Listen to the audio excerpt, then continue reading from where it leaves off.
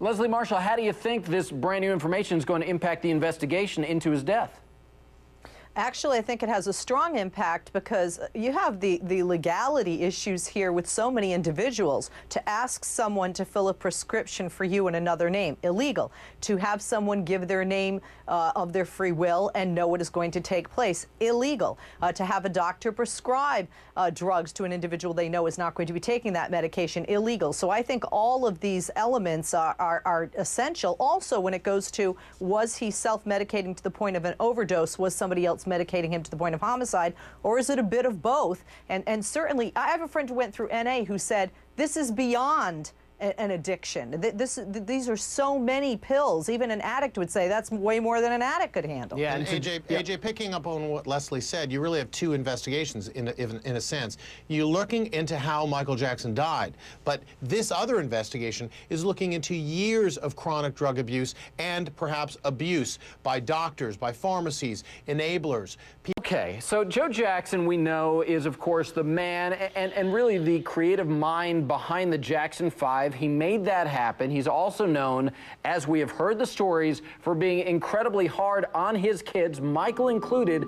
During that time, Michael had spoken of abuse, spoken of the way that Joe would berate them if they weren't performing properly. Leslie Marshall, do you think that Joe Jackson here is being exploitative and is even bringing this possibility up of Michael's 3 kids becoming performers? Isn't this a bad idea?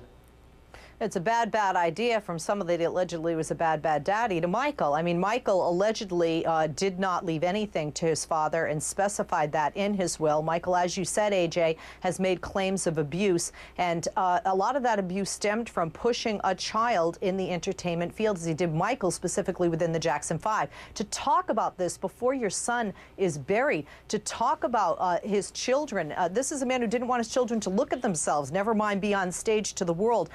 I think this is just more greed with a capital G for Mr. Jackson. Yeah, it's really... With us tonight from Los Angeles is Jim Murray, who's the chief correspondent for Inside Edition. Also in Hollywood tonight is Leslie Marshall, who is the host of the nationally syndicated fine radio show, The Leslie Marshall Show. And let me begin by just saying the obvious here. You can't make this stuff up. I want to start with this question about something that really seems like the title of a 1950s science fiction B movie. They saved Michael's brain. Yes, the Los Angeles County Coroner's Office has now confirmed they do have Michael's brain, or at least a part of it. Okay, got it, but it still sounds very strange and creepy, doesn't it, Leslie Marshall?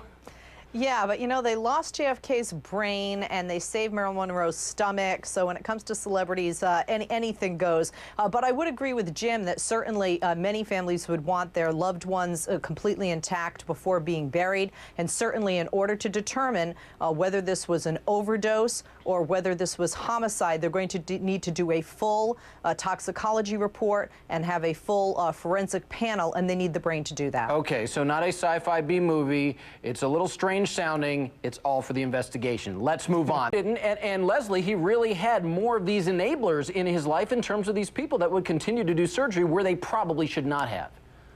Absolutely. I think I've mentioned before, and I think you know, AJ, my husband's a physician, and physicians in this country take a Hippocratic oath, and they are to heal. And if you continually operate on an individual who doesn't need it, I mean, this is cosmetic surgery. This is irresponsible. Perhaps this will even be illegal. We will see what happens in the future. But certainly, I've also read, like Jim, there was cartilage allegedly sticking through, and it's because of so many procedures that he basically had nothing left to his nose, no skin, and quite frankly, we all know cartilage can't grow back. You can't replace that. So he did himself damage, but certainly medical professionals, somebody should have had not just the guts, but the lack of greed to say, Michael, that's enough, I'm not going to cut into you. Yeah, just really another sad aspect to his story. All right, I do want to move on to another breaking development that seems stranger than fiction. Did Michael Jackson really try to rescue Lisa Ling's sister from... And as odd as this sounds, we know that Kim Jong-il has had a fascination with all things Hollywood for a long time. Leslie, what do you think? Does this sound too far-fetched that Jackson's influence actually could have worked here? Well, if we think years back to We Are the World, certainly Michael Jackson has shown his care for the world and his philanthropy. So I don't think it's that far-fetched, especially because it's so many quotes verbatim. It would have been interesting, you know, certainly if he had lived to see what would have happened, because Kim Jong-il is fascinated with a lot of things in the Western world, Hollywood, celebrities. I'm sure he was fascinated with Michael Jackson, clothing styles alike or not. I'm not sure how much influence a celebrity could have. Does it make perfect sense that right there with you. Jim Moret, Leslie Marshall, I thank you both.